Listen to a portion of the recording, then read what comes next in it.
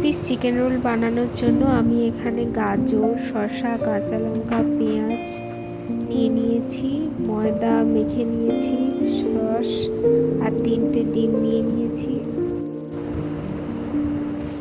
দেখুন সব কিছু এরকমভাবে গুছিয়ে নিয়েছি। মেন যে ইনগ্রিডিয়েন্টসটা আছে সেটা হচ্ছে চিকেনটা এভাবে করে নিয়েছি আমি।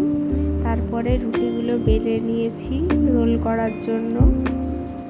তারপরে অল্প তেল দিয়ে চাটুতে ভেজে নিয়েছি রুটিগুলো।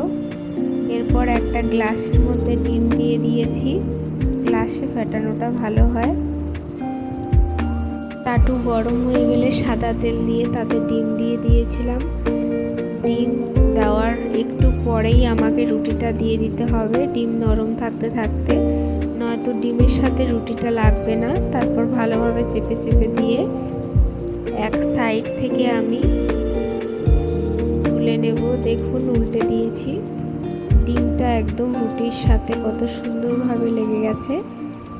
এবার ভালোভাবে ভেজে নিতে হবে সাদা তেল দিয়ে। ভালোভাবে ভাজা হয়ে গেলে আমি একটা পাত্রে তুলে নিয়েছি। দেখুন কত সুন্দর রং এসেছে। এরপর আমি একে একে শসা,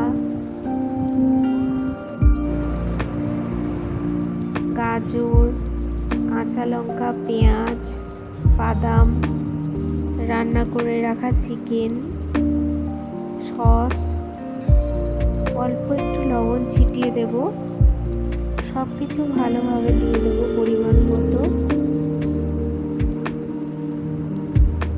দেখুন তারপর খবরের কাগজ দিয়ে মুড়িয়ে নিলেই রেডি চিকেন রোল।